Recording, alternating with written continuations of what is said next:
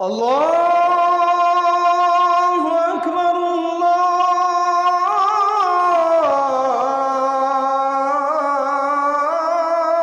আল্লাহু আকবার। আমি নিজে বলছি, আমার বুঝ হওয়ার পরে আমি কারো জন্য এতটা কাঁদি নাই। আমি আমার এই নওজোয়ান শহীদ শরীফ উসমান হাদি রাহিমাহুল্লাহ তাআলা, তার জন্য আমার চোখের পানি যেটুকু পড়েছে। আমার শায়েখ আল্লামা মুফতি মুশতাকুন নবী কাসিমি, আমি তাকে দেখছি বাচ্চার মতো অজরে কাঁদছে। একসাথে ভাত খাইতে বসছি, ভাতের থালার সামনে পর্যন্ত হুজুরে দেখছি কাঁদতেছে। কয় মাওলানা, আমি তো ছেলেটারে ভুলতে পারছি না। আজকে তোমরা দেখছো, সারা পৃথিবী দেখছে, একজন 33 বছর বয়সের যুবক। এই যুবক ইমানদার ছিল। আমার প্রিয় ভাই, আমার কলিজার টুকরা ভাই শহীদ শরীফ উসমান হাদি রাহমাতুল্লাহ আলাই, এই নওজোয়ান ইমানদার নওজোয়ান 5 ওয়াক্ত নামাজ সে পড়তো প্রতিদিন। খুদার কসম, ফজরের নামাজ সে জামাতে পড়তো। ফজরের জন্য বন্ধুদেরকে ডাকতো। ফজরের নামাজ পড়ে তার সংসদীয় এলাকা, যেখান থেকে সে স্বতন্ত্র প্রার্থী হতে চেয়েছে, সেখানে ওয়ার্কিং করত। যেদিন গুলিবিদ্ধ হয়েছে সেদিন তো সে জুমার নামাজ পড়ে আল্লাহকে সেজদা দিয়ে মসজিদ থেকে বাইর হয়েছে। এর কিছুক্ষণের মধ্যেই সে গুলিবিদ্ধ হয়েছে। সে হাফেজে কোরআন ছিল, তার বাবা আলেম ছিলেন, তার বড় ভাই আলেম, সে মাদ্রাসার ছাত্র ছিল। সে আল্লাহকে ভালোবাসতো, পাক্কা ইমানদার ছিল। তার হৃদয়ের সবটায় দেশপ্রেম, মাতৃভূমির 1 ইঞ্চি জমিন, মাতৃভূমির 1 ইঞ্চি জমিনের আজাদি, স্বাধীনতা, সার্বভৌমত্ব সে দিল থেকে চেয়েছিল। তার বক্তব্য এটাই ছিল যে আমি আমার মাতৃভূমির 1 ইঞ্চি জমিন আমি কাউকে নিতে দেব না, নিতে দেব না। এক যুবক আল্লাহকেও রাজি করেছে, মাতৃভূমির প্রতি ভালোবাসা দেখাইছে। ঈমান এবং দেশপ্রেম, এই 2 জিনিস তার মধ্যে একত্র হওয়াতে, তোমরা ভাই বলো, একটা ছেলে বলো, তোমরাও দেখছো আমরাও দেখছি, গোটা বাংলাদেশের লক্ষ লক্ষ আলেম, মুফতি, মুহাদ্দিস, পীর, বুজুর্গ, আউলিয়া, ইমাম, খতিব, মুয়াজ্জিন, তালেবে ইলম, হাফেজে কোরআন, বুড়া মানুষ, জওয়ান মানুষ, বাচ্চা মানুষ, আরে বাবা, এই জাতির 18 কোটি মানুষ মনে হয় তার জন্য অঝরে চোখের পানি ফেলছে। আমি অসংখ্য আলেমের মুখে শুনছি, আমি নিজে বলছি, আমার বুঝ হওয়ার পরে আমি কারো জন্য এতটা কাঁদি নাই। আমি আমার এই নওজোয়ান শহীদ শরীফ উসমান হাদি রাহিমাহুল্লাহ তাআলা, তার জন্য আমার চোখের পানি যেটুকু পড়েছে।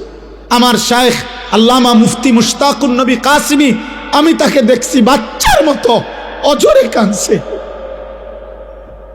একসাথে ভাত খাইতে বসছি, ভাতের থালার সামনে পর্যন্ত হুজুরে দেখছি কাঁদতেছে। কয় মাওলানা, আমি তো ছেলেটারে ভুলতে পারছি না। তাইলে বলো ভাই, এত মানুষের চোখের পানি ঝরছে একজন ইমানদার যুবকের জন্য, তোমরা দেখছো বাবা। অতএব তোমাদের কাছে বলি, বাপ, মরিলে এমন মরাই মইরো, বাঁচলে এমন বাঁচাই বাইচ। এই পৃথিবী তোমারে মনে রাখবে না রে আব্বা। এই নারী, ছবি, মোবাইল, অশ্লীল দৃশ্য, জিনা, ব্যভিচার, মদ, জুয়া, বন্ধুদের অসৎ আড্ডা, রাত্র দিন মোবাইলের আসক্তি, আর 1 ওয়াক্ত নামাজের সেজদা নাই। খোদার কসম, রব্বে কাবার কসম, এই পৃথিবী তোমারে মনে রাখবে না, তোমারে মনে রাখবে। পৃথিবী শ্রদ্ধা করে না। দুনিয়া তো নাফরমানও ভোগ করে, কিন্তু পৃথিবী তাকে সম্মান করে না। ফেরাউন, এই নাম, এই বেঈমান, তো পৃথিবী ভোগ করছে। সে তো বাদশা ছিল, কিন্তু আজকের পৃথিবীতে কোনো মানুষ মুসলমান দূরে থাক বেটা, কোনো মানুষ কোনো কুত্তার নামও রাখে না ফেরাউন। এই পৃথিবীর কোনো কুত্তার নাম নাই ফেরাউন। এই পৃথিবীর কোনো কুত্তার নাম নাই নমরুদ। এই পৃথিবীর কোনো কুত্তার নাম কেউ আবু জেহেল রাখে না। এই পৃথিবীর কোনো কুত্তার নাম কেউ আবু লাহাব রাখে না। কিন্তু 1450 বছর আগে এক গোলাম, কৃতদাস, হাবশি গোলাম, নিগ্রু, কালো গোলাম, সে আল্লাহকে রাজি করেছে। নবী সাল্লাল্লাহু আলাইহি সাল্লামের ভালোবাসা বুকে নিয়ে কবরে গেছে। আজকে 1450 বছর পরেও পৃথিবীর লক্ষ কোটি ইমানদারের সন্তানের নাম বেলাল। বেলালের কোনো আঞ্চলিকতা নাই, বেলালের কোনো সীমানা নাই। বেলাল সারা পৃথিবীর, আবু বকর সারা পৃথিবীর, ওমর সারা পৃথিবীর। 1000 বছর পরেও ইনশাআল্লাহ মনে রাখবা, এই মাটির যদি আরো 1000 বছর পরেও এই জমিন আমার বাংলার জমিন টিকে থাকে, তো 1000 বছর পরের বাচ্চাটাও ইনশাআল্লাহ শহীদ শরীফ উসমান হাদির নাম জানবে, ওকে চিনবে, ওকে চিনবে। জোনায়েদ বাগদাদির নাম সবাই জানে, বাগদাদের আর কোনো ধনীর নাম কেউ জানে না।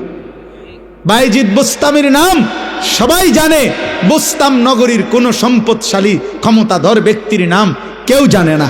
আব্দুল কাদের জিলানী রাহমাতুল্লাহ আলাইহির নাম সবাই জানে, কিন্তু ওনার ওই বাগদাদের ইরাকের ওই সময়কার কোনো ধনাঢ্য ক্ষমতাধর কোনো ব্যক্তির নাম পৃথিবী জানে না। রাবেয়া বসরির নাম সবাই জানে, কিন্তু ওই জামানার কোনো সুন্দরী রূপসী নর্তকীর নাম পৃথিবী জানে না। বেঈমানের নাম থাকে না, নাফরমানের নাম থাকে না, ইমানদারের নাম কলিজায় কলিজায় বসে যায়, ইমানদারের নাম আরশে আজিমে লেখা হয়ে যায়। ফেরো, তুমি ফেরো, আল্লাহর দিকে ফেরো, আল্লাহর দিকে ফেরো। আমি বড় আশাবাদী, একটা একটা নওজওয়ান ফিরবে। আগামী দিনের স্বপ্ন দেখি আমরাও থাকবো না। এই আমগরও অনেকে বলে এই হবে সেই হবে, সতর্ক থাকেন, সাবধানে থাকেন। আরে গুলি করবে, এই তো খুন করে ফেলবে, গুম করে ফেলবে, এই পৃথিবীর থেকে হত্যা করে ফেলবে। আমি তো স্পষ্ট বলছি, যাই করো বেঈমান, যাই করো যেই কোনো আলেম, যেই কোনো ইমানদার, যেই কোনো সাহসী বাংলার স্বাধীনতাকামী আধিপত্যবাদ বিরোধী বাংলার যেই কোনো ইমানদার যুবককে যাই করো, গুলি করো, খুন করো, শহীদ করো, হত্যা করো, গুম করো, হারিয়ে ফেলো, আর কোনো আলেমকে যাই করো, শেষ পর্যন্ত তাকে তো তুমি আল্লাহর কাছেই ফেরত পাঠাইবা। আর ওই মালিক ইনসাফ করবেন, ইনসাফ করবেন, তিনি জুলুম করবে না। ঘুরে এগারাই আমারে কই ফাটাইবা? আল্লাহর কাছে তো ফাটাইবা, আর কি খালাস, আর অসুবিধা কি বেটা? হ্যাঁ, গুলি করো আর ফাঁসি দাও, পাঠাইবা কার কাছে? তো সারছে তো, উনি তো সব দেখছে, উনি তো সব জানে, উনি তো জুলুম করবে না। আল্লাহ জুলুম করবে? খালাস, আর চিন্তা কিসের? পরিবার, বিবি বাচ্চা কিচ্ছু হয় না, এ আস্তে আস্তে কাব্যে কুব্বাইয়া দাঁড়ায় যায়, সবে জিন পার হয়ে যায়। কত এতিম বাচ্চা, কত বিধবা নারী এই পৃথিবীতে শেষ পর্যন্ত আল্লাহর দয়ায় এই টিকে গেছে। এতিম মানুষ পৃথিবীতে বাঁচে না, এতিম মানুষ গদ্দুয়ার করে না, এতিম মানুষ বিয়া করে না, তো তো কি হইছে? কি হইছে? শহীদ শরীফ উসমান হাদির ছেলে 8 বছরের মাসুম বাচ্চা মরবে না। আল্লাহ চাহে তো আমরা দোয়া করছি সে যেন আগামী দিনে মাহাদির সৈনিক হইতে পারে, তার হাতে আজাদির ইতিহাস যেন রচিত হয়।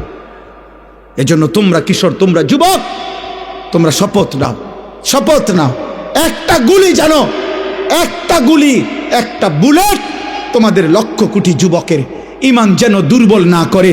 তোমরা মাটির আজাদি, মাতৃভূমির আজাদি বলে দাও আধিপত্যবাদের দোসরদেরকে, তোদের সংখ্যা বেঈমান বেশি হইতে পারে, কিন্তু আমার মাটিতে ইমান বেশি।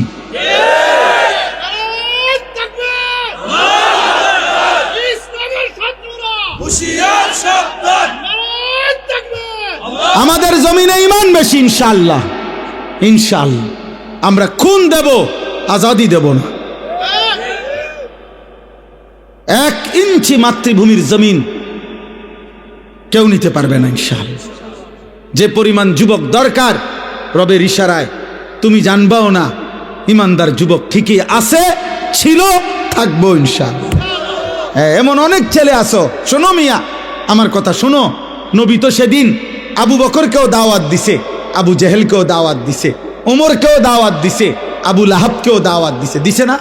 কথা বলে না তো? আল্লাহর পাক যেন বন্ধুকে বলছে, বন্ধু দাওয়াত আমনে সবাই রে দেন, লোক নিমু আমি। লোক নেব কে? আমি লোক নেব। কারে কারে লাগবে ইসলাম বিজয়ের জন্য সেটা আমি নেব। আমনে কইতে থান, আমনে কোন? তো আল্লাহ পাকের নবী দাওয়াত তো দিছে সবাইকে।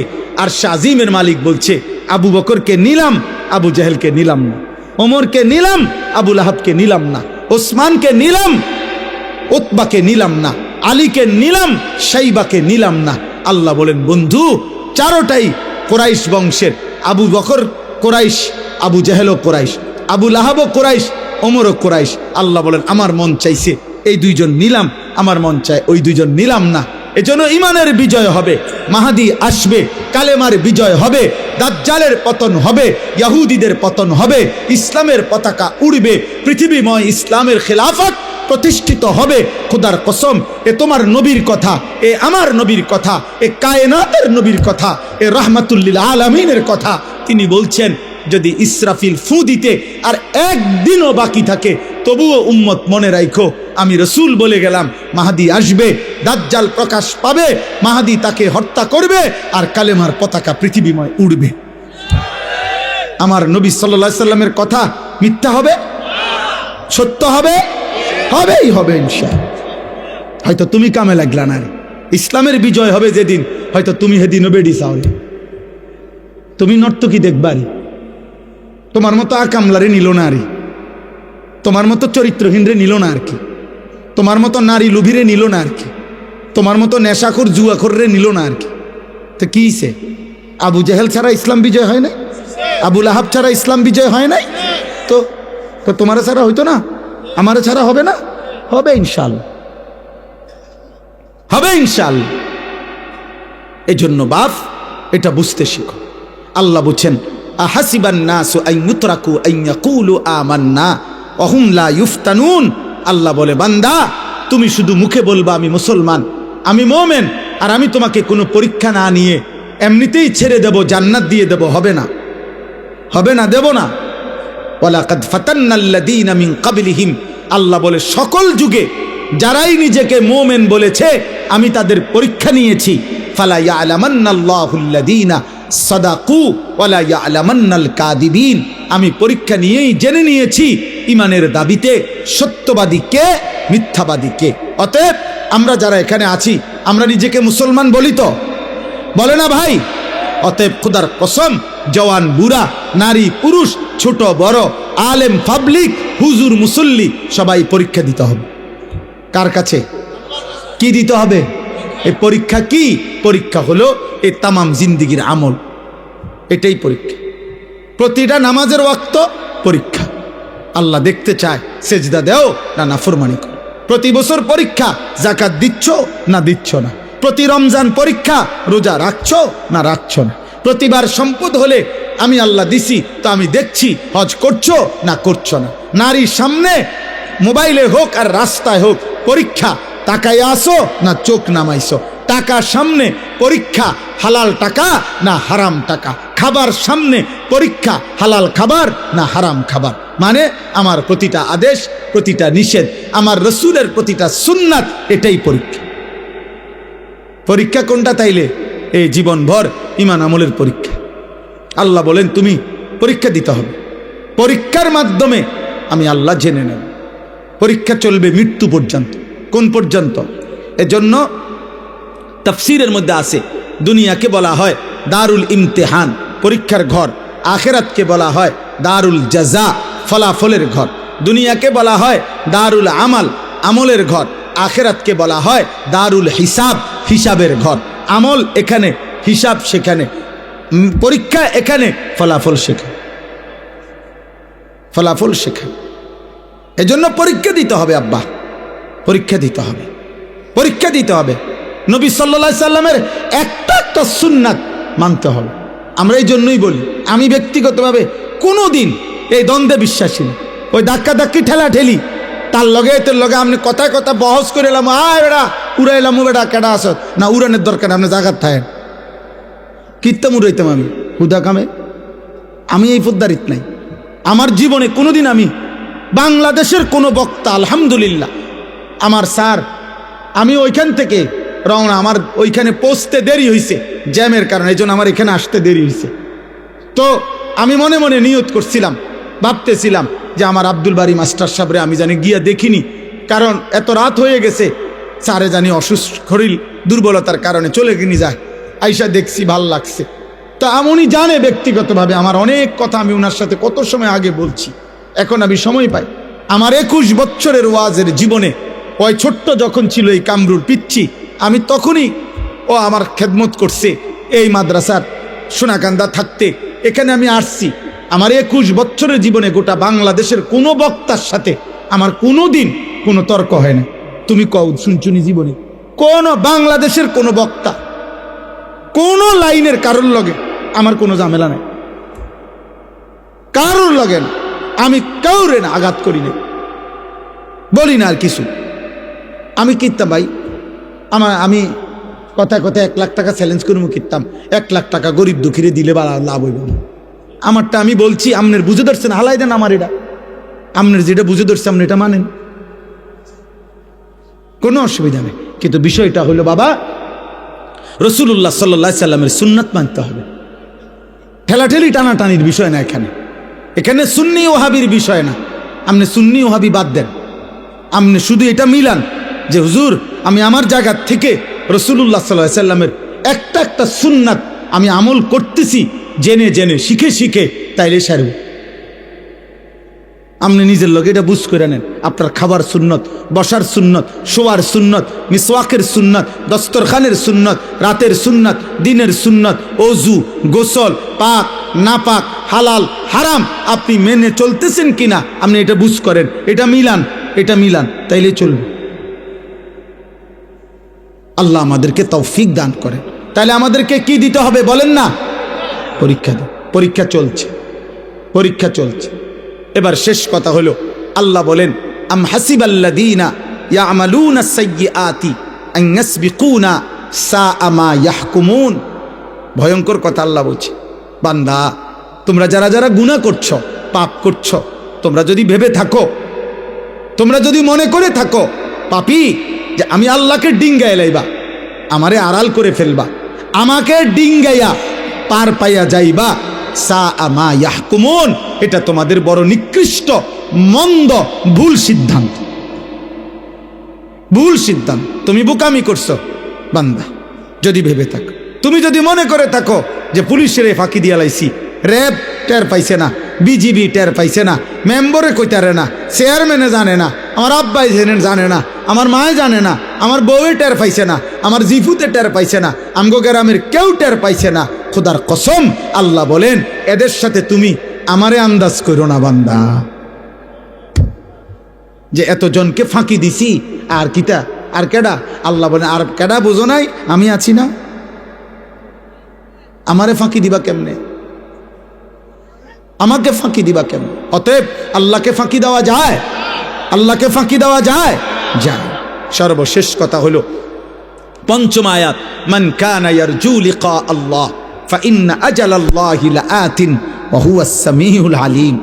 ও মাওলা, আল্লাহ তো সুন্দর করে বলছে বান্দা, অতএব যারা জীবনভর ঈমান, ইবাদত, আমল, সেজদা, তাহাজ্জুদ, গুনাহ থেকে বেঁচে থেকে চুরি, ডাকাতি, জিনা, ব্যভিচার, মদ, জুয়া, সুদ, ঘুষ এগুলা ছেড়ে দিয়ে আমার বন্দেগী করে করে এই আশা করে বসে আছো যে আমি আল্লাহর সাক্ষাৎ পাইবা, জান্নাত পাইবা, এই আশায় যারা জীবনভর নেক আমল করে যাচ্ছ, আমি আল্লাহ ওয়াদা দিলাম আমি একজন ফেরেশতা পাঠাবো, মৃত্যুর ফেরেশতা মালাকুল মউত আজরাইল, সে তোমাকে নিয়ে আসবে আমার কাছে, আর আসলেই আমি জান্নাতের নিয়ামত তোমারে দিয়ে দেব। ফাইন্না আজালাল্লাহি লাআতিন ওয়া হুয়াস সামিউল আলিম। অতএব তোমরা যে যাই করছো আমি শুনতেছি, আমি জানি, ভালোটাও শুনি মন্দটাও শুনি, ভালোটাও জানি মন্দটাও জানি। অতএব সিদ্ধান্ত নাও যে তুমি কি করবে। আমি আল্লাহ স্পষ্ট বললাম। আল্লাহ আমাদের সবাইকে ঈমান আমলের তৌফিক দান করেন, বলেন ইনশাআল্লাহ, বলেন আমিন। আল্লাহ তাআলা এই মাহফিল কবরবাসীদের রুহের মাগফিরাত, জীবিতদের জীবন পরিবর্তনের মাধ্যম হিসাবে কবুল করেন। আমি আমার গাড়িতে একটা বই আছে, সাদা গাড়িতে রাসূলুল্লাহ সাল্লাল্লাহু আলাইহি ওয়াসাল্লামের জীবনের সমস্ত সুন্নাত, একেবারে জিন্দেগির যত সুন্নাত নবীজির জীবনের ছোট বড় প্রায় 600 পৃষ্ঠা ব্যাপী, বাংলা ভাষায় এর চাইতে বড় পূর্ণাঙ্গ নবীজির সুন্নাতের উপরে আর কিতাব নেই। আছে আরও ছোট ছোট, কিন্তু এই কিতাবটা অনেক সুন্দর। আমি ঢাকা গাজীপুর বাংলাদেশের একজন অন্যতম শ্রেষ্ঠ বুজুর্গ অধ্যক্ষ মিজানুর রহমান চৌধুরী, অনেক বড় একজন শায়েখ আল্লাহওয়ালা, বাংলাদেশের বড় বড় আলেম, ওনার হাতে মুরিদ, অনেক বহুত বড় মুখলিস আল্লাহওয়ালা হজরতের লিখিত এই কিতাবটা, নবী সাল্লাল্লাহু সাল্লামের জীবনের যাবতীয় সুন্নাত এই কিতাবে আছে। আমি এই বছর এটা বিক্রি করি গাড়িতে 400 টাকা মূল্যে, একটা আশায়, একটা উদ্দেশ্যে বিক্রি করি। উদ্দেশ্য হলো উম্মতের ঘরে ঘরে রাসূলুল্লাহ সাল্লাল্লাহু আলাইহি সাল্লামের সুন্নাতের একটা পূর্ণাঙ্গ বই থাকুক। একটা সময় মুসলমানদের ঘরে ঘরে মুকসুদুল মুমিনিন একটা বই ঘরে ঘরে থাকতো, বেহেশতি জেওর ঘরে ঘরে থাকতো, যখন যে যেটুকু পারছে কম বেশি একটু একটু হলেও পড়ছে। এরকম একটা পূর্ণাঙ্গ বই সুন্নাতের থাকলে মা, ছেলে, বোন, দাদি, নানি, বাচ্চা যে কেউ যখনই মন চায় পড়তে পারবে। আপনারা যাওয়ার সময় আমাদের সাদা গাড়িতে যারই সুযোগ হয় 400 টাকা মূল্যে এটা নিয়ে যাবেন। আল্লাহ তৌফিক দান করেন। আজকের এই মোবারক মাহফিল আল্লাহ কবুল করে নেন। আল্লাহ তাআলা আপনাদের সবাইকে ঈমান আমলের তৌফিক দান করেন।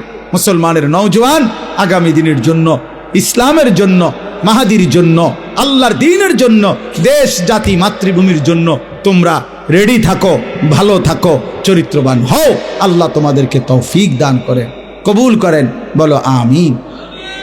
পৃথিবীর যেখানে যা হয়, যখন যা হচ্ছে, কেউ না কেউ এই মোবাইলে উঠাইতেছে, দিচ্ছে।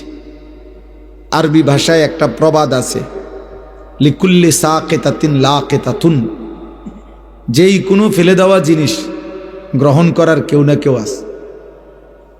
একেবারে একটা ফসা জিনিসও, বাজারে এমন আমও বিক্রি হয় কিছু আলাদা, পচা আম, এগুলোও কেউ না কেউ কিনে। পচা মাছও কেউ না কেউ কিনে। অর্থাৎ যেই কোনো ফেলে রাখা জিনিস কেউ না কেউ তুলে নেয়। তাহলে আমাদের এই পৃথিবীতে যা হচ্ছে সব কিছুই তো উঠতেছে।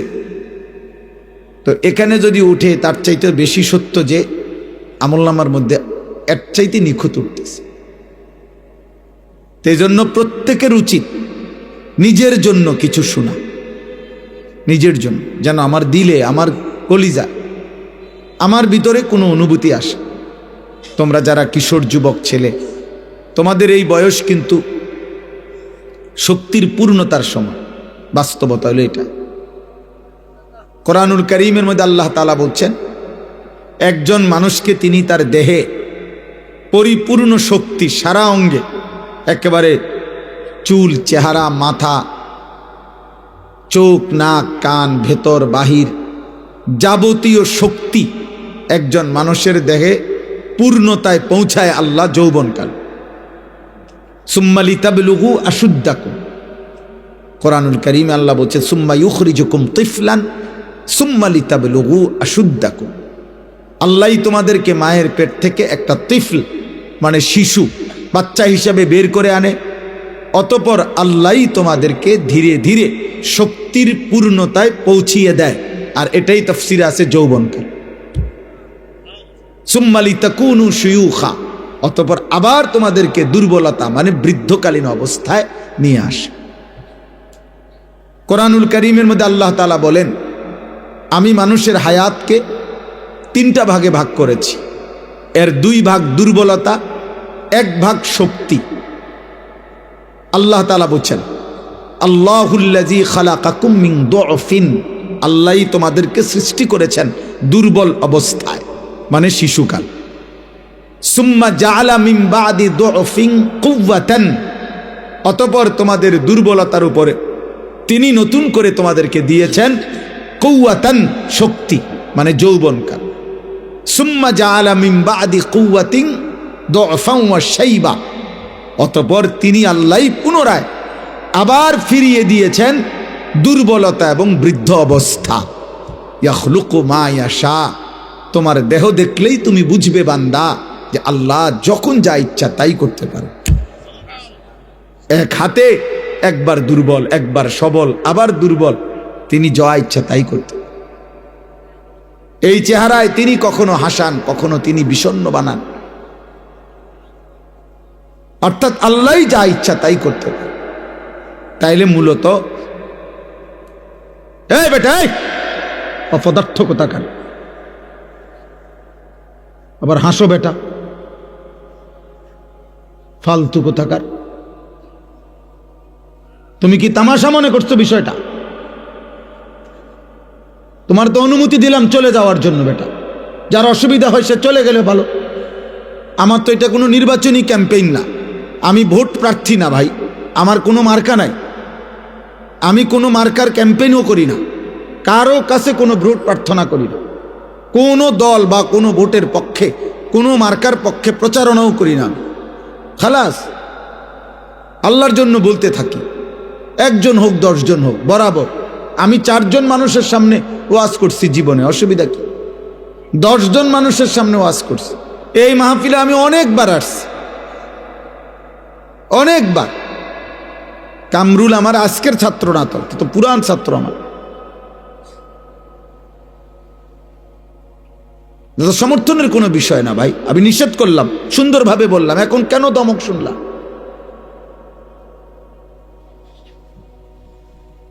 খামখেয়ালি না করলে ভালো ভাই। মনে রাখো আব্বা, এটা তুমি আজকে তোমরা কিশোর যুবক ছেলেদেরকে সবচেয়ে বড় বদনসিব বাবা, যাকে কেউ টানে ধরে না। খোদার কসম, কোনো মানুষের জীবনের সবচেয়ে বড় দুর্ভাগ্য কি আমরা কিতাবে পড়ছি, কোনো মানুষের জীবনের সবচেয়ে বড় দুর্ভাগ্য হলো যে তার কপালে এমন একজন অভিভাবক জোটে নাই যে তাকে টেনে ধরুন। এটা তার জীবনের সবচেয়ে বড় দুর্ভাগ্য। এরকম একটা অভিভাবক যে পায় নাই, সে আসলেই মন্দ করে। এক সময় ঘুরতে ঘুরতে লাওয়ারিসের মতো জীবনটা এলোমেলো হয়ে যায়।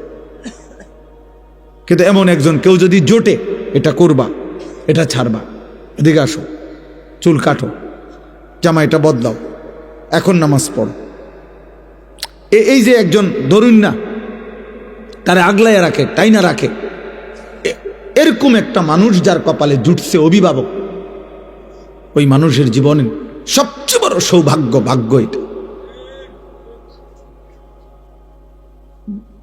যত মানুষ এই পৃথিবীতে, খোদার কসম, মাদ্রাসা হোক, জেনারেল লাইন হোক, ভদ্র, শিক্ষিত, মার্জিত, চরিত্রবান, পবিত্র, আমার ভাই, যেই কোনো কেউ লক্ষ্য করে দেখো, খবর নাও, তাকে কেউ একজন আগলাইয়া ধরে রাখছে, তাই না, ধরে রাখছে, এলোমেলো হইতে দেয় না। আমি অনেক বয়ানে এটা বলছি। আমার একবারের চুল আমার বড় ভাই 3 বারও কাটাইছে সেই ছাত্র জীবনে। সামান্য শুধু চুল সামনে পিছনে হাতে লাগে 19-20, বলছে আবার যাও, আবার চুল কাটছি, আবার আসছি ভাই, আবার চুল হাতাইয়া কইতেছে হইছে না, আবার যাও। 3 বারের পরে এরপর কইছে হ্যাঁ এখন হইছে, সামনে পিছনে চারিদিকে সমান হইছে, এখন গোসল কর যা। এটা একটা ভাগ্য ভাই, এটা ভাগ্য। আমি এখন আমার সাথে আমাদের এক প্রিয় ভাই, আমাদের কুমিল্লা কোম্পানিগঞ্জ বাজারের হেলাল ভাই আসছে আমার, ওনারে বলতেছিলাম আমি একটা বিদেশের একটা দেশে পড়ালেখা করার জন্য, ইচ্ছা করে নাম বলতেছি না, পড়ালেখা করার জন্য আমি চাইছিলাম। 175 জন ছেলের সাথে ইন্টারভিউ দিয়ে আমি ঢাকাতে সেকেন্ড হয়েছিলাম, আমার কাগজপত্র আসছে, কিন্তু আমার বড় ভাই কাগজপত্রগুলো ফেলে দিছে, বলছে না তুই হেনে যাইতে পারতি না। আমি অনেক কাঁদছিলাম, অনেক কাঁদছিলাম, মারে এটা পর্যন্ত কইছিলাম যে ভাই আমার ভালো চায় না মনে, কিন্তু আমি মাইনা নিছি ভাইয়ের কথা যে যা, ভাইয়ে বলছে যাইতাম না, যাব না। আলহামদুলিল্লাহ পরবর্তী 4 বছরের ব্যবধানে দেখছি যে আমার জীবনে বড় ভাইয়ের এই সিদ্ধান্ত মেনে নেওয়ার কল্যাণ আমার আজকে 25 বছর ধরে এটার ফলাফল ভোগ করছি। মানে আমার ফায়দা হয়েছে, আমি গেলে ক্ষতি হইতো, আমার জীবনের ক্ষতি হইতো। এরকম অসংখ্য, সারা রাত কইতে পারবো। আমার বলার উদ্দেশ্য বাবা, আজকে অধিকাংশ ছেলে লাওয়ারিসের মতো আপনারা নাইলে একটা ছেলেকে জিজ্ঞেস করেন, যে ছেলেটা আপনার চুলগুলো মুশরিক বেঈমানের মতো, তার কোনো অভিভাবক আছে কিনা আপনি জিজ্ঞাসা করেন। এখন দাঁড়া করান, বলেন যে তার কোনো অভিভাবক আছে কিনা। সে 16 বছর বয়সেই অভিভাবক হারা, তারে কেউ ধরে রাখার মতো, আগলায় রাখার মতো কেউ ক্ষমতা রাখে না। কারণ আপন মা বাবা পর্যন্ত লজ্জিত তার চুল চেহারা দেখে। মা বাপও মনে করে যে এই ডাকাত কি কইলে কি কইরা বয়, কওয়া যায় না, বাদ দাও বাবরে, বাদ দুগা খাইতে হয়েছে খাওয়াই দাও, টাকা চাইছে দিয়ে দাও। আহা বদনসিব, তোর মা তোকে ভয় পায়, তোর বাপ তোকে ভয় পায়, তো তোর জন্য আর কাঁদবে কে? এই পৃথিবীতে তোর ভালো আর চাইবে কে বেটা? সমবয়সী বন্ধুরা অসৎ কতগুলো নোংরা ছবি আর উলঙ্গ জিনা ব্যভিচারের কথা। সমবয়সী অনেক যুবক দেখবেন 16-18, আমি শুনছি তো 16-18-20 বছরের ছেলেরা যখন আড্ডা দেয় বেটা, এমন বিশ্রী নোংরা কথা বলে, নারী ছবি, অশ্লীল কথা। কুত্তাও এগুলা বলে না, কুত্তা, কোন কুত্তাও এরকম কথা বলে না। ফুর্তি লাতি দিতেছে, একটার ফাসাদ, আরেকটার চুল টাইনে ধরছে, আরেকটার জামা হুশি দিয়ে লাইছে, কিরে কিতে হয়েছে না, এমনে তামাশা আর কি। আহা, কে মা, কে বাবা, কে অভিভাবক, কারমার ফুত, কারমার ছেলে, কিচ্ছুর খবর নেই, লাওয়ারিস। এটা দুর্ভাগ্য আব্বা। ভাত খাওয়া জীবনের কোনো সফলতার কিছু না, ভাত কোনো আশ্চর্য কিছু না। পেশাব পায়খানা যৌন চাহিদা পূরণ, আমি প্রত্যেক দিন বলি, ঘুম তো এগুলো জানোয়ারেরও পূরণ। একটা কুকুর বিড়ালও খায়, ঘুমায়, পেশাব পায়খানা করে। লজ্জাস্থানের চাহিদা কুত্তারও পূরণ হয়, নাহলে কুকুরের বাচ্চা হয় কেমনে বেটা? হ্যাঁ বেটা, যৌন চাহিদা তো জানোয়ারেরও পূরণ হয় বেটা, নাহলে ছাগলের বাচ্চা হয় কেমনে, গরুর বাচ্চা হয় কেমনে বেটা? এটা তো জীবনের কোনো সফলতা না আব্বা। সফলতা হলো তুমি মানুষ হচ্ছ কিনা, তোমার কোনো আখলাক আছে কি। তোমার চুল, চেহারা, লেবাস, পোশাক, চেহারা দেখলেই বোঝা যায়। 24 ঘন্টার মধ্যে একবার একটা সেজদা দাও নাই। আহা, মুসলমানের ঘরে এত বড় নাফরমান কেমনে জন্ম নিলা? 365 দিনে খোদার এক বছরে কোনোদিন ফজরের নামাজ পড়লা না। মুসলমানের ঘরে এত বড় মানুষরূপী জানোয়ার, চতুষ্পদ জন্তু কেমনে জন্ম নিল? কেমনে ঘুমাইলা? আহারে, তোর কপালে বুঝি একটা মা জুটলো না, বাবা জুটলো না, কেউ কি জুটলো না তোকে নামাজের জন্য ডাকবে? আহা বদনসিব, দুর্ভাগা, দুর্ভাগা। আলহামদুলিল্লাহ, আমার মা 75 বছর বয়স, এখনো আমার মা বৃদ্ধ, মাজুর, দুর্বল, একেবারে অসুস্থ মা আমার। আলহামদুলিল্লাহ, মা এখনো জিগায়, ফুত নামাজ উঠছুন, এখনো জিগাইছে, এখনো আজীবন মা আম করে স্কুলের ঘন্টা দিয়া, ফিটটা ঘন্টা ফিটে যেভাবে এগুলা দিয়া ফজরের নামাজের সময় উঠাইছে। আগে আমার যখন বাচ্চা কাচ্চা ছিল, আমি যখন বক্তা ওয়াইস, তখনও মা টুং টুং টুং টুং করে ঘন্টা পিটা দরজার সামনে আমরা সব ভাই বোনকে উঠাইত। আলহামদুলিল্লাহ। এই জন্য আব্বা তুমিও রাগ করো না, আল্লাহ তোমারও মাফ করুক। কিন্তু বলার উদ্দেশ্য হলো, বাবা তোমার এটা মনে রাখো, জীবন মানে শুধু নারী না, জীবন মানে শুধু ভাত না, জীবন মানে অশ্লীল ছবি না, জীবন মানে উলঙ্গ দৃশ্য না। তুমি জানোয়ার না, তুমি মানুষ, তুমি মুসলমান। তুমি জানো না রে আব্বা, ইমানের নেয়ামত কত বড় নেয়ামত। খোদার কসম আব্বা, তুমি জানো না মুসলিম এই পরিচয়টুকু যে পাইছো, এটা ওই আসমানওয়ালার কত বড় ইহসান।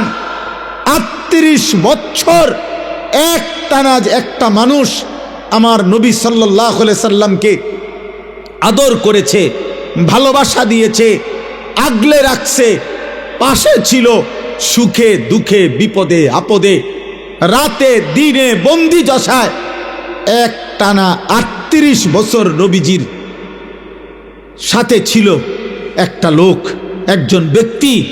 কিন্তু আল্লাহর নবী সাল্লাল্লাহু আলাইহি ওয়াসাল্লাম, আল্লাহর কলিজার টুকরা, তিনি মাহবুব আল্লাহর সেই পরম বন্ধু আমাদের নবী সাল্লাল্লাহু আলাইহি সাল্লামের চোখের পানি, কান্না, আহাজারি, হাত উঠাইছে।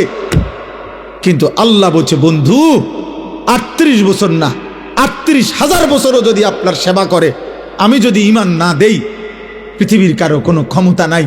আর আমি দেব না বলছি, দেবই না। আবু তালেবকে ঈমান দেয় নাই যে দেয় নাই। এটার কারণটা কি বলে? কার ইচ্ছা? বলো না আব্বা, তুমি কম। সাংঘাতিক কথা। নবী সাল্লাল্লাহু আলাইহি সাল্লামের হাতে কেউ কালেমা পড়ে নাই, কথা বলে না তো আবু তালেব পড়লো না কেন? তাহলে ফয়সালা কোথায়? ঈমান কত বড় সম্পদ। কোরআনুল কারীমে সূরা তাওবার মধ্যে আছে, সূরা তাওবার আয়াত, বাবা শুনো মনোযোগ দিয়ে। নবী সাল্লাল্লাহু আলাইহি সাল্লামের চাচা আবু তালেব ইন্তেকালের মুহূর্তে তো বলছেই নবীজি 12 বছর বয়স যখন নবীজির সাল্লাল্লাহু আলাইহি সাল্লাম দাদা আব্দুল মুত্তালিব তখন নবীজিকে এই আবু তালেবের হাতে তুলে দিছিল যে আমার নাতির বাবা নাই, তুমি সন্তানের হাতে তুলে দিলাম। নবীজির বয়স যখন 50, এই তখন আবু তালেব ইন্তেকাল করছে। তাহলে 12 থেকে 50, 38 বছর, তুমি গুনে দেখো। এই 38 বছরের মধ্যে 10 বছর তো টানা তিনি নবুয়তের দাওয়াত দিতেছে, কালেমার দাওয়াত। 40 বছর থেকে নবীজির বয়স 50, তাহলে এই 10 বছর তিনি কালেমার দাওয়াত দিছে না, কথা বলে না তো? উনি ওনার চাচারে বলে নাই, আবু তালেবকে বলে নাই। 10 বছরে একবার বলছে, 2 বার, 3 বার, সপ্তাহে একবার। বলেন তো, ভাবেন তো কতবার বলছে। এরপরে 10 বছর পরে আবু তালেবের ইন্তেকাল। বুখারীর রওয়ায়াত, হযরত সাঈদ ইবনুল মুসাইয়াব রাহিমাহুল্লাহ ওনার থেকে বর্ণিত, আল্লাহর নবী সাল্লাল্লাহু আলাইহি সাল্লামের চাচা আবু তালেবের যখন মৃত্যুর সময় হলো, নবীজি তাকে বললেন, ইয়া আম কুল লা ইলাহা ইল্লাল্লাহ কালিমাতান আশহাদু লাকা বিহা ইনদাল্লাহ। চাচা, আপনি লা ইলাহা ইল্লাল্লাহর কালেমাটা শেষবারের মতো বলেন। আপনি একবার বললে আমি আমার আল্লাহর কাছে কিয়ামতের দিন চাচা আপনার জন্য এই কালেমা সামনে নিয়ে সাক্ষ্য দেব। হাদিসের মধ্যে আছে, আবু তালেবের পাশে তখন 2 জন বেঈমান ছিল, একজন আবু জেহেল, আরেকজন উমাইয়া ইবনে খালফ। এই হযরত বেলালের মনিব, যে বেলালকে কষ্ট দিত, এই উমাইয়া বেঈমান। এই 2 বেঈমান পাশে ছিল। হাদিসের ইবারত হলো উমাইয়া ইবনে খালফ। এই বেঈমান তখন আবু তালেবকে বলতেছিল, আতারগাবু আম মিল্লাতে আব্দুল মুত্তালিব। আবু তালেব, তোমার পূর্বপুরুষ আব্দুল মুত্তালিব, তোমার বাবা, তার পৈতৃক ধর্ম মূর্তি পূজার ধর্ম ছেড়ে দিবা? আজ এতদিনের বন্ধুত্ব, তোমার সাথে আমাদের উঠা বসা, সমবয়সী আমরা, আজ বুঝি মৃত্যুর পূর্বে দোস্ত তুমি আমগরে বেইজ্জতি করবা? খোদার কসম, আমি হাত জোড় করে বলি, একটা ছেলেকেও বন্ধু নষ্ট করে দেয় বেশি, সমবয়সী। হাদিসের শব্দ, ফালাম ইয়াজাল রাসূলুল্লাহ সাল্লাল্লাহু আলাইহি সাল্লাম ইয়ারিজুহা আলাইহি ওয়া ইউঈদুহু তিলকাল মাকালা। এই হাদিসের শব্দ হইল, এক পাশে নবীজি বারবার, ফালাম ইয়াজাল অর্থ হইল বারংবার, নবীজি সাল্লাল্লাহু আলাইহি সাল্লাম বারংবার আবু তালেবকে কালেমার কথা বলছিলেন, আর ওই বেঈমান উমাইয়া বারবার আব্দুল মুত্তালিবের নাম নিয়া, বন্ধুত্বের দোহাই দিয়া, সমবয়সীর দোহাই দিয়ে তাকে ফিরাচ্ছিলেন, মানে কালেমা বলতে দিচ্ছিলেন না। হাত্তা মাতা, এরই মধ্যে আবু তালেবের মৃত্যু হয়ে গেল। নবীজি তখনও, হাদিসের ইবারত, নবীজি তখন বললেন, লা আস্তাগফিরান্না লাকা মা লাম উনহা আনকা। চাচা, আল্লাহ যতক্ষণ পর্যন্ত আমাকে নিষেধ না করবে ততক্ষণ পর্যন্ত আমি আপনার জন্য এবার আমার আল্লাহর কাছে ক্ষমা প্রার্থনা করতে থাকব, আল্লাহ যদি আপনারে মাফ করে দেয়। খোদার কসম, সূরা তাওবা কোরআনুল কারীমের আয়াত আছে। এই নবী যখন এবার হাত তুলছে আল্লাহর কাছে, তখন আল্লাহ পাক আয়াত নাজিল করে বলছে, মা কানা লিন নাবিয়্যি ওয়াল্লাযীনা আমানু আন ইস্তাগফিরু লিল মুশরিকিনা ওয়ালাউ কানু উলি কুরবা মিন বাদি মা তাবায়্যানা লাহুম আন্নাহুম মিন আসহাবিল জাহিম। আল্লাহ বললেন, বন্ধু, কোন নবী এবং তার ঈমানদার উম্মতের জন্য জায়েজ নাই আন ইস্তাগফিরু লিল মুশরিকিন, কোন মুশরিকের জন্য ক্ষমা প্রার্থনা করা, ওয়ালাউ কানু উলি কুরবা, যদি সে সর্বোচ্চ নিকটাত্মীয় হয়। আপনি হাত নামান, আপনি হাত নামান, আমি মাফ করব না বন্ধু। আপনি আচ্ছা একটা মানুষ বলেন, আপনারা বুঝতেছেন যে কার হাত নামাইতে কইছে? উনি কে চিনছেন? কে? হ্যাঁ, আপনি বুঝছেন উনি কি? আল্লাহর কি উনি বুঝছেন? বন্ধু, হ্যাঁ, কলিজাটা আল্লাহ মালিকের, এটা কলিজা। এর চাইতে ভালোবাসার জন আল্লাহর এই সৃষ্টিতে, এর চাইতে প্রিয় ভালোবাসার মানুষ আর কে? আল্লাহর সৃষ্টির মধ্যে এই বন্ধুর চাইতে আল্লাহর প্রিয় বন্ধু আর কেউ আছে? ছিল কোনোদিন? তো উনাকে বলছে হাত নামান, আমি মাফ করব না, আমি হেদায়েত দেব না। হযরত ইব্রাহিম আলাইহিস সালাম, এই তিনটা উদাহরণ দেই। দ্বিতীয় হলো ইব্রাহিম আলাইহিস সালাম, কোরআনুল কারীমের অগণিত আয়াত আছে। এখন রাত হচ্ছে দেখে সব আয়াত বলছি না, অগণিত আয়াত আছে। ইব্রাহিম আলাইহিস সালাম শতবার, হাজার বার চেষ্টা করছে, আহাজারি করছে, কাকুতি মিনতি করছে, ইয়া আবাতি ইয়া আবাতি ইয়া আবাতি বলে ওনার আব্বা আজরকে কালেমা পড়াইতে। কিন্তু আল্লাহর কসম, আল্লাহ তাআলা বলছে, ইব্রাহিম আপনিও আমার বন্ধু, হাত নামান, আমি ঈমান দেব না, আপনার বাবাকে ঈমান দেব না। দেয় নাই? আজর কালেমা পড়ছে? আচ্ছা আপনি দেখেন তো এর ব্যতিক্রমটা।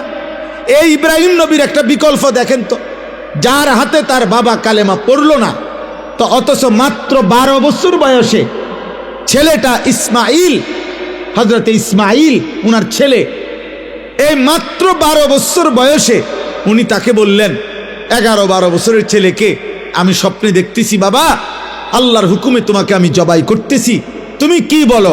ছেলেটা তৎক্ষণাৎ বলছে, আপনি আমার আল্লাহর হুকুম কার্যকর করেন, কোনো সন্দেহ নাই, আমার আল্লাহ যা বলছেন আপনি তা পালন করেন। তাহলে 12 বছর বয়সের ছেলেটাকে আল্লাহ চিনাইল কে?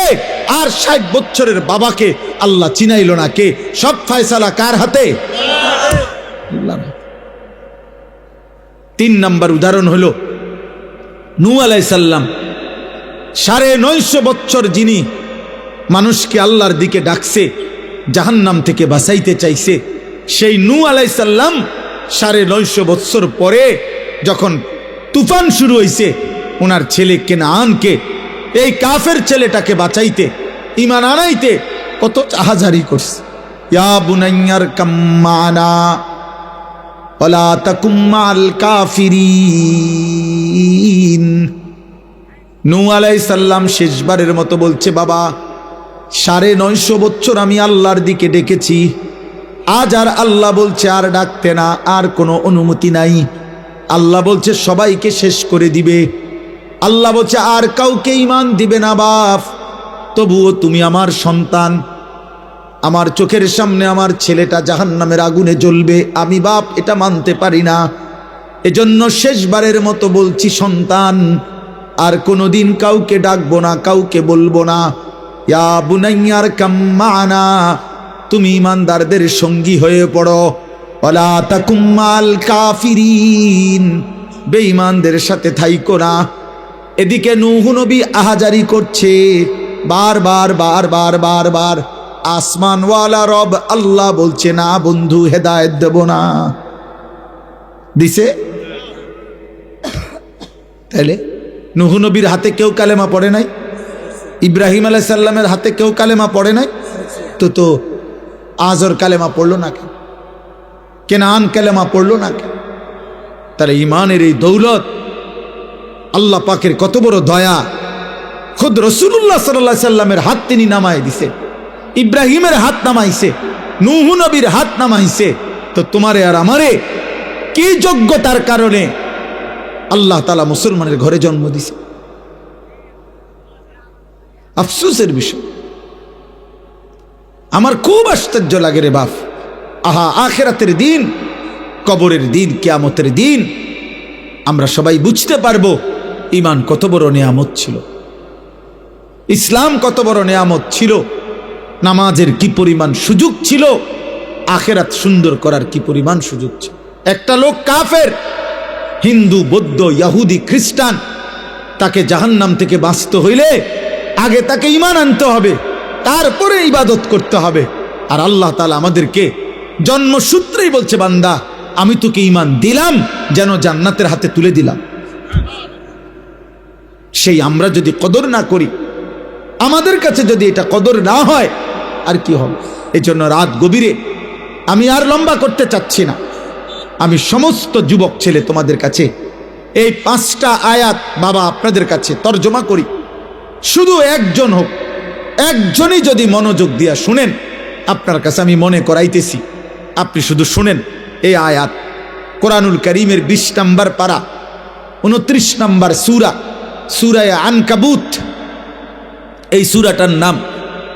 এই সূরার প্রথম 5টি আয়াত আমি তেলাওয়াত করেছি, শুধু সংক্ষিপ্ত, শুধু তর্জমা বললেই বুঝবেন। আল্লাহ তাআলা বলতেছেন, বিসমিল্লাহির রহমানির রহিম, আলিফ লাম মিম। এলো প্রথম আয়াত। এটা কোরআনের একটা মুজিজা। কোরআনুল কারীমের মোট 29টি সূরার শুরুতে এরকম অক্ষর আছে, আলিফ লাম মিম, আলিফ লাম র, হা মিম কফ, এরপরে আইন সিন কাফ, এরকম অক্ষর আছে। যারা কোরআন শরীফ তেলাওয়াত করে তারা এটা দেখে। এই অক্ষরগুলো কোরআনের মুজিজা। মক্কার কুরাইশ কাফেররা বলতো যে কোরআন মুহাম্মদের নিজের বানানো, নাউজুবিল্লাহ। তো আল্লাহ তাআলা বুঝাইলেন যে শোনো, কোনো মানুষ যদি গল্প, কবিতা, প্রবন্ধ কিছু লেখে, তাহলে জ্ঞানী গুণী অন্যরা ওইটা পড়েই ব্যাখ্যা করতে পারে যে কি বুঝাইতে চাইছে, কি বলতে চাইছে, এটা অন্যরা বুঝে। কারণ সেও যেহেতু জ্ঞানী গুণী, তো বাকিরাও জ্ঞানী গুণী, ওরাও এটা বুঝবে। এজন্য এক লেখকের কবিতা পরবর্তী স্যারেরা ব্যাখ্যা করতে পারে, প্রবন্ধ পরের স্যারেরা পড়াইতে পারে, এটাই তো নিয়ম। তো আল্লাহ তাআলা বললেন, যদি তোমাদের মনে হয় কোরআন আমার বন্ধু মুহাম্মদের নিজের লেখা, স্বরচিত, বানানো, তাহলে আমি আল্লাহ 29টা সূরার শুরুতে এরকম অক্ষরগুলো নাজিল করলাম, আলিফ লাম মিম, হা মিম কফ, এরকম যতগুলো আমি বললাম, তাহলে এগুলো যেহেতু বন্ধু মুহাম্মদের বানানো, তা তোমরা জ্ঞানী গুণীরা এবার বলো এগুলোর অর্থ কি? বলো, তোমরাই কও। আলিফ অর্থ কি, লাম অর্থ কি, মিম অর্থ কি? তোমাকে বাপ দাদা 14 গোষ্ঠী যা আছে দেখো। আজকে 1450 বছর ধরে পৃথিবীর কেউ কোনোদিন বলতে পারে নাই। আল্লাহ বলছে, বন্ধু আপনিও বলবেন না, আমিও বলবো না, কাজে আমি আর আপনি শুধু জানি। এভাবেই মুজিজা ইসরাফিলের ফু পর্যন্ত থাকবে। এই জন্য আহলে সুন্নাত ওয়াল জামাত সমস্ত উলামায়ে কেরাম বলে এগুলোর অর্থ কি? আল্লাহু ওয়া রাসূলুহু আ'লাম, আল্লাহ এবং তার রাসূলই ভালো জানেন। এগুলা কোরআনের মুজিজা। যেন ইসরাফিলের ফু পর্যন্ত কোন বেঈমান যদি বলে কোরআন মুহাম্মদের বানানো, মুসলমানদের বানানো, তাহলে বানানো হইলে তোমরা বলো আলিফ লাম মিম, আলিফ লাম রা, হা মিম, আইন সিন কফ, এগুলোর অর্থ কি? এগুলোর ভাঙিয়ে দাও অর্থ কি? এরা আজও বলতে পারে নাই, ইসরাফিলের ফু পর্যন্ত বলতে পারবে না। সুবহানাল্লাহ। অথচ 3000 বছর আগের, 2000 বছর আগের শিলালিপি, যারা এই ভূতত্ত্ববিদ, যারা আপনার মাটির নিচের বিভিন্ন জিনিস জাদুঘরে যারা রাখে, গবেষণা করে, এরা এগুলো বলতে পারে। 2000 বছর আগের লেখা, 3000 বছর আগের কোনো জিনিস কোন এলাকার, কোন অঞ্চলের, ওই সময়ের বিভিন্ন কিছুর তারা লেখার পাঠ, সূক্ষ্ম কোনো সাংকেতিক চিহ্ন এগুলো তারা বের করতে পারে যে এগুলোর অর্থ কি, কিন্তু আজ পর্যন্ত পৃথিবীর বহু সভ্যতা, পৃথিবীর প্রাচীন অনেক সভ্যতা ছিল, হরপ্প সভ্যতা, মহানজাদেরও সভ্যতা, মিশরীয় সভ্যতা, ব্যাবিলনীয় সভ্যতা, মেসোপটেমীয় সভ্যতা, এরকম গ্রিক সভ্যতা আরও প্রাচীন ছিল। এগুলোর অনেক শিলালিপি, অনেক কাঠ, অনেক টুকরা, অনেক বাসন কোষণ, এগুলোর থেকে অনেক কথা আঁক উঁক কি বুঝাইতে চাইছে জাদুঘরে গেলে এগুলোর ব্যাখ্যা বিশ্লেষণ বাইর করে গবেষকরা। তাহলে এত সূক্ষ্ম গবেষণা 3000 বছর আগের বাইর করতে পারছো, কিন্তু 1450 বছর আগে মুহাম্মদে আরবি সাল্লাল্লাহু আলাইহি সাল্লামের উপরে নাজিলকৃত এই কোরআন তোমাদের সবার সামনে তোমরা বের করে বলো আলিফ মানে কি, লাম মানে কি, মিম মানে কি। বিগত দিনও পারে নাই, আগামী দিনও পারবে না। অতএব কোরআন আল্লাহর কালাম। কোরআন কার কালাম? এজন্য নওজোয়ান মনে রাখো, কোরআন থেকে দূরে সরাই আজকে বেঈমান তোমাগরে নিয়া বান্দর খেলা খেলতেছে। যদি তোমরা আল্লাহর কোরআন সবক শুনতা, রসুল্লাহর কিছু হাদিস শুনতা, তাহলে চুল চেহারা এমন হতো না রে আব্বা। দুর্ভাগ্য, বেঈমানের সফলতা হলো দুনিয়ার লোভ দেখাইয়া কয়টা ভাত মাস আর দুনিয়া ভোগ করার স্বপ্ন দেখাইয়া তোমারে দিয়া বহুত কিছু ফরাইছে 12 বছর, কিন্তু আখিরাতের কথা ভুলাইয়া তোমারে তোমার শ্রেষ্ঠ কিতাব কোরআন থেকে বঞ্চিত করে দিস।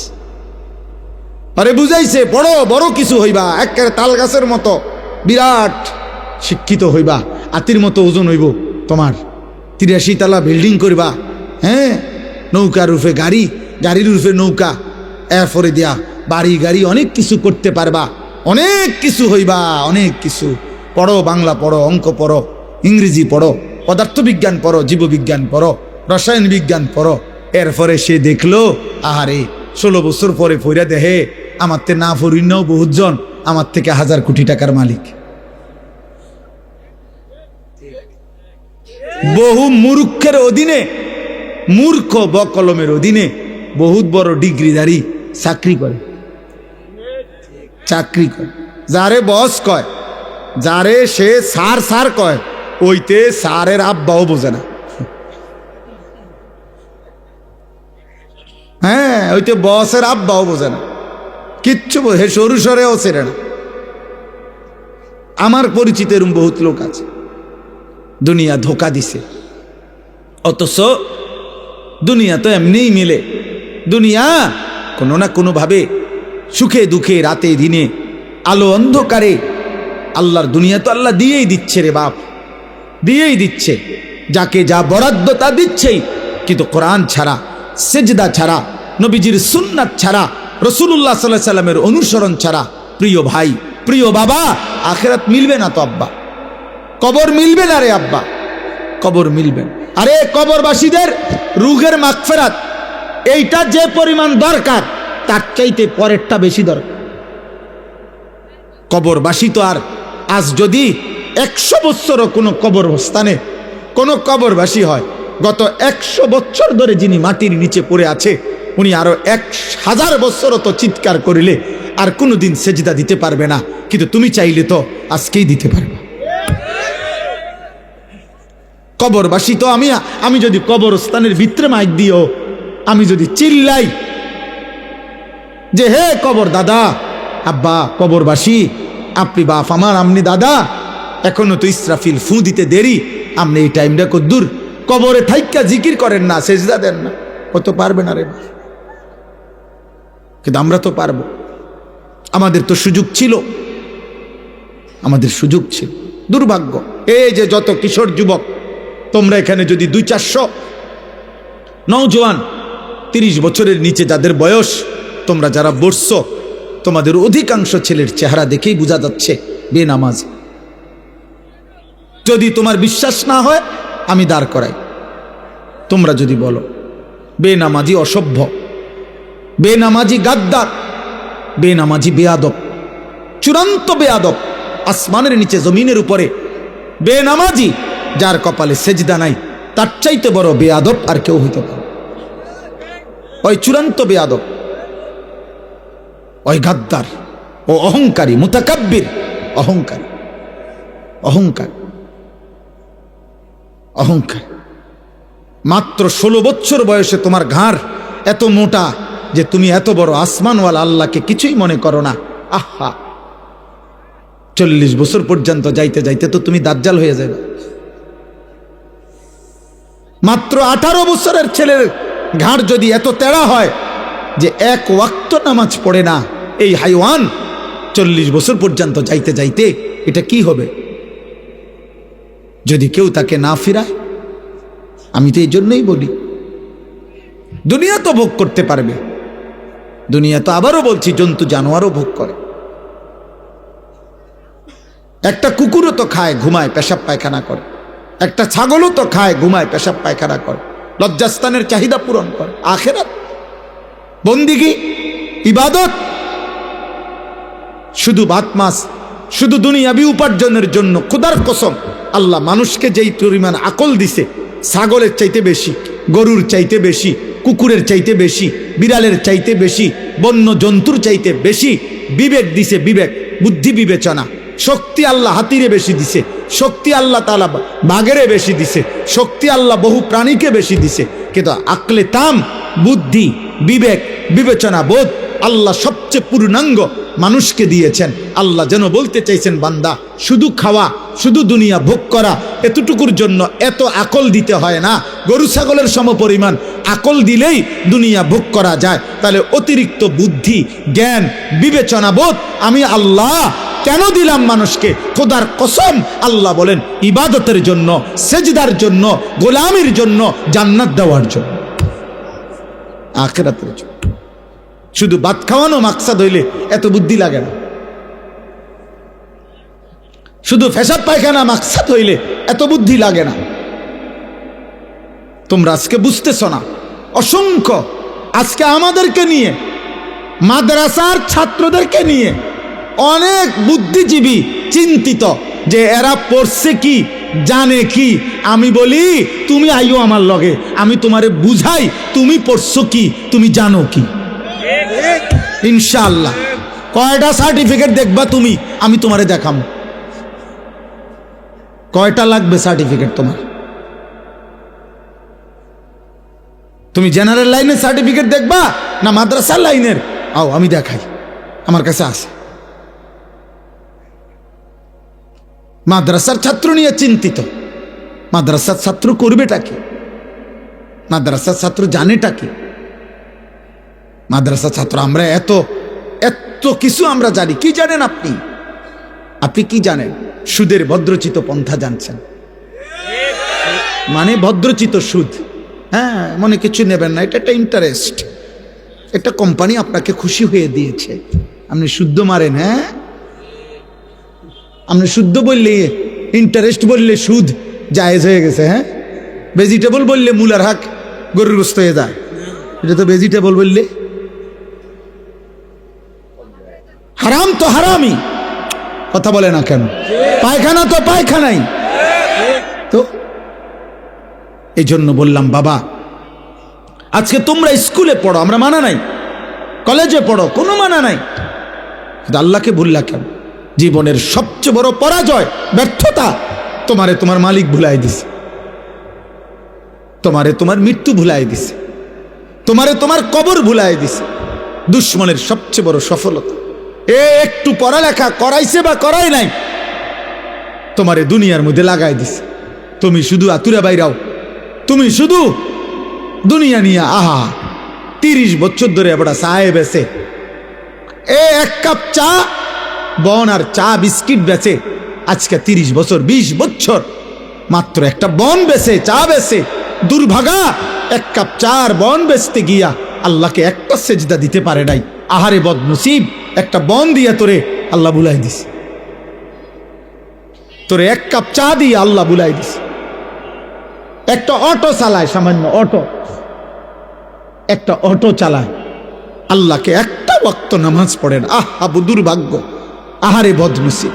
তোরে মাত্র বাচ্চার মতো একটা চিপস দিয়া যেমন বাচ্চাকে ভুলাই দেয়, তোমাকে একটা অটো দিয়া আল্লাহ বুলাই দিস, একটা সিএনজি দিয়ে আল্লাহ বুলাই দিস। হ্যাঁ, সময় নাই, বুঝেই না কি সময় নাই কি। সময় ঠিকই আছে। ও এটা যদি বুঝতো ঠিকই সে সময় বাইর করত। ও খানা বুঝে এজন্য শত ব্যস্ততার ভিতরে খানার টাইম বাইর করে। ও ফেসাব বুঝে এজন্য ব্যস্ততার ভিতরে ফেসাব করে। ও দুনিয়ার সব বুঝে এজন্য দুনিয়া সময় মিলায় লয়। কিন্তু আখেরাত যদি বুঝতো তো ঠিকই সে নামাজের সময় বাহির করত। আমিও তো শত ব্যস্ত। আপনারা কারো যদি মন চায় একদিন আমার সাথে দৌড়াইয়া দেখেন, আমি সকালবেলা ঘুম থেকে উঠার পরে রাত 4টা পর্যন্ত কি করি, আপনি আমার লগে চলেন। কিন্তু আমি তো আল্লাহকে সাক্ষী রেখে বলি আলহামদুলিল্লাহ, আমি তো 5 ওয়াক্ত নামাজ পড়ছি। তাহলে এরকম হাজারো মানুষ তো দুনিয়া চলতেছে, বউ বাচ্চা স্ত্রী সংসার, কিন্তু আল্লাহ ভুলে যাবে কেন? আল্লাহ ভুলে যাবে কেন? কত টাকা বেতনে চাকরি করবা? 30,000 টাকা? 30,000 টাকা? স্বাভাবিক বেতন কত হবে? 18,000 টাকা, 26,000 টাকা। চুরি দুর্নীতি হারাম টাকা, এটা তো টাকা না, এটা তো হারাম। যেটা অন্যায় করে নিছ 2 নম্বর। আমার একজনে বলছে হুজুর বেতন হইল 8,000, লাগবে হইল 12 লাখ চাকরি নিতে, 12 লক্ষ টাকা। আমি বলছি ইন্নালিল্লাহ, কি কও? 8,000 টাকা বেতনের চাকরির জন্য 12 লাখ টাকা ঘুষ দিতে হবে? কয় হুজুর উনি বলছে কোনো টেনশন করতে না, সর্বোচ্চ 2 বছরে টাকা উঠে যাবে। সর্বোচ্চ 2 বছরে 8-12 96,000 টাকা। তো 96,000 তো 2 বছরের বেতনে তো 2 লাখ টাকাও হয় না, তো বাকি 10 লাখ টাকা কেমনে আসবে? হারাম তো হারাম। এটা কি টাকা? এটা তো হারাম। এটা তো কুকুরের পায়খানা, এটা তো শুকুরের পায়খানা। তাইলে বলো মিয়া, এ কয় টাকার জন্য আল্লাহ ছেড়ে দিলা? তোমরা কেন নামাজ পড়ো না? বলো বাবা, রাত গভীরে বলো, আমি এখনই দোয়া করব, ঠিক আছে, কিন্তু তোমরা বলো আব্বা, একটা ছেলে বলো, এমন মালিক কেমনে ভুলে গেল? ধরে নাও বাবা মা কেউ কিছু বলতেছে না, তো আল্লাহ থেকে ছুটবা কেমন? বলো বাবা, একটা ছেলে বল। আর কিছু? কিছুদিন আগে মানে আজকে যার করে খাবার, সেই 10 দিন আগে উনি মারা গেছেন। খাবার ইন্না লিল্লাহি ওয়া ইন্না ইলাইহি রাজিউন। সভাপতি সাহেব দোয়া করুন, দোয়া আপনি করে দেন। আলহামদুলিল্লাহি রাব্বিল আলামিন। আল্লাহুম্মা আনতাস সালাম ওয়া মিনকাস সালাম, তাবারাকতা ইয়া যাল জালালি ওয়াল ইকরাম, ইয়া আরহামার রাহিমিন, ইয়া আরহামার রাহিমিন, ইয়া আরহামার রাহিমিন। রব্বানা যালামনা আনফুসানা ওয়া ইল্লাম তাগফির লানা ওয়া তারহামনা লানাকুনান্না মিনাল খাসিরিন। রব্বানা আতিনা ফিদ দুনিয়া হাসানা ওয়া ফিল আখিরাতি হাসানা ওয়া কিনা আযাবান নার। রব্বির হামহুমা কামা রব্বায়ানি সগীরা। রব্বানা হাব লানা মিন আজওয়াজিনা ওয়া যুররিয়াতিনা কুররাতা আ'য়ুন ওয়াজআলনা লিল মুত্তাকিনা ইমামা। মাওলায়ে করিম আপনি মাফ করে দেন, রব্বে করিম আপনি মাফ করে দেন। গভীর রাত মাওলা, ঠান্ডা শীত কুয়াশার মধ্যে অল্প কয়েকজন নাফরমান গোলাম কবরস্থানের পাশে দাঁড়িয়ে বসে আল্লাহ আপনার কাছে হাত তুলেছি, মাওলা মাফ করে দেন, মাফ করে দেন, মাফ করে দেন। আযাব দিলে আপনার কোনো লাভ নাই, মাফ করে দিলে আপনার কোনো ক্ষতি নাই। আল্লাহ মাফ করলে আপনার ভান্ডারে কমবে না রে মাওলা। মাফ না পেলে আমাদের উপায় থাকবে না। আল্লাহ তো গুনাহ নিয়ে কবরে যাব কেমনে রে মাওলা? হাসরের ময়দানে দাঁড়াবো কিভাবে? মদিনার বন্ধুর সুপারিশ চাইব কেমনে? হাউজে কাউসারের পানি চাইব কিভাবে মাওলা? মাফ করে দেন, মাফ করে দেন, মাফ করে দেন, মাফ করে দেন। সমস্ত কবরবাসীদেরকে মাফ করে দেন, সমস্ত কবরবাসীদেরকে মাফ করে দেন। আল্লাহ এখন আমরা ঘরে ফিরলে লেফ কম্বলের নিচে আমরা শুইতে যাব। আল্লাহ আল্লাহ এই প্রচন্ড ঠান্ডা শীত কুয়াশার মধ্যে, আল্লাহ এই ভিজা মাটির গভীরে কবরে আমার বাপ কেমন আছে জানি না মাওলা। স্বজন কেমন আছে জানি না রে মাওলা। আল্লাহ আপনি ঠান্ডা কবরে জান্নাতের বিছানা বিছায়া দেন, জান্নাতের বিছানা বিছায়া দেন, আপনার নূরের রহমত দ্বারা ভরপুর করে দেন। আল্লাহ আমাদের সমস্ত মুর্দেগান যার যেখানে যত স্বজন কবরে সকলকে মাফ করে দেন, মাফ করে দেন। আমাদেরকে হেদায়েত দিয়ে দেন, আমাদেরকে ঈমান দান করেন। আল্লাহ আমরা যারা জীবিত আমাদের জীবন সুন্দর করে দেন, ঈমান আমল দান করেন, সেজদাওয়ালা কপাল বানিয়ে দেন, কাঁদনেওয়ালা চোখ বানিয়ে দেন। আল্লাহ জিকিরওয়ালা জবান বানিয়ে দেন, মোহাব্বতওয়ালা দিল বানিয়ে দেন, সুন্নাতওয়ালা জীবন বানিয়ে দেন।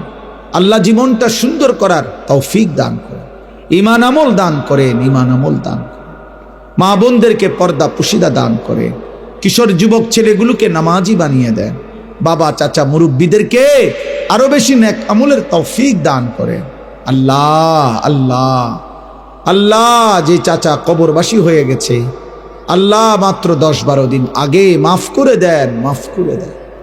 আয় আল্লাহ আমার শ্রদ্ধেয় আব্দুল বারী মাস্টার সাহেবকে হায়াতে তৈয়বা আফিয়া দান করেন, আফিয়া দান করেন। আল্লাহ জিন্দিগির শেষ দিনও আমাদেরকে নামাজে দাঁড়িয়ে সেজদা দেওয়ার, দাঁড়িয়ে নামাজটুকু পড়ার তৌফিক দান করেন। আল্লাহ আমাদের সবাইকে কবুল করেন। অসুস্থ বিমারি যারা শিফা করে দেন, কামাই রুজিতে হালাল বরকত দান করেন, যার যত পেরেশানি আসান করে দেন, অভাব দূর করে দেন। এই মাহফিল বাস্তবায়ন করতে গিয়ে যে যেভাবে সাহায্য করেছে, অংশগ্রহণ করেছে, টাকা পয়সা দিয়েছে, আল্লাহ গায়ে খেটে খেদমত করেছে, সকলকে উত্তম বিনিময় দান করুন। প্রবাসীদেরকে বিদেশের জমিনে সহি সালামতে নিরাপদে রাখেন মাওলা। আল্লাহ আল্লাহ আমার দেশকে আপনি নিরাপদ করে দেন। একজন ইনসাফগার, ন্যায়পরায়ণ, আদেল শাসক আমাদেরকে দিয়েন মাওলা। কোন জালেমের হাতে তুলে দিয়েন না রে মাওলা, কোন জালেমের হাতে তুলে দিয়েন না রে মাওলা। আর যেন জুলুমের শিকার হতে না হয়। আল্লাহ প্রতিটা মানুষের জান মাল ইজ্জত আবরু আপনি হেফাজত করেন, আপনি হেফাজত করেন। আমার মাতৃভূমির প্রতি ইঞ্চি জমিন স্বাধীনতা সার্বভৌমত্ব আপনি অক্ষুণ্ণ রাখেন মাওলা। আমার মাটি যেন কেউ না নেয়, আমার সীমান্ত যেন কেউ না নেয় মাওলা। আল্লাহ আমার সীমান্তের পাহারাদার যেই বিজিবি, আল্লাহ তাদেরকেও আল্লাহ আপনি ঈমান দান করেন, হিম্মত দান করেন, শক্তি দান করেন। আল্লাহ আল্লাহ আল্লাহ প্রিয় ভাই, আল্লাহ আমার জওয়ান টকবকে নৌজওয়ান, আল্লাহ আমার জাতির শ্রেষ্ঠ সন্তান, আমার স্বাধীনতার প্রতীক মাওলা, সার্বভৌমত্বের প্রতীক মাওলা, শহীদ শরীফ উসমান হাদি রাহিমাহুল্লাহ, আল্লাহ তার কবরকে নূরে নূরে ভরপুর করে দেন। এদেশের লক্ষ কোটি ইমানদার যুবক কিশোরকে তার মতো আদর্শ রঙ্গিন হওয়ার তৌফিক দান করেন। রব্বির হামহুমা কামা রব্বায়ানি সগীরা সুবহানা রব্বিকা রব্বিল ইজ্জাতি আম্মা ইয়াসিফুন। আয় আল্লাহ মা বোনদেরকে পর্দা পুশিদা দান করেন, আবেদা সালেহা শাকেরা মা ফাতেমা রাবেয়া বসরিয়ার মতো বানিয়ে দেন। আল্লাহ এই কবরস্থানের সমস্ত কবরবাসীদেরকে মাফ করে দেন। আল্লাহ যেই কবরবাসীদের স্মরণে এই মাহফিল সকলকে মাফ করে দেন, মাফ। রমজান কাছে গেছে মাওলা, রজব মাস শুরু হয়ে গেছে, আল্লাহ রমজান পর্যন্ত হায়াতে বরকত দেন। আল্লাহুম্মা বারিক লানা ফি রজব ওয়া শাবান ওয়া বাল্লিগনা রমাদান। সুবহানা রাব্বিকা রব্বিল ইজ্জাতি আম্মা ইয়াসিফুন ওয়া সালামুন আলাল মুরসালিন আলহামদুলিল্লাহি রাব্বিল আলামিন।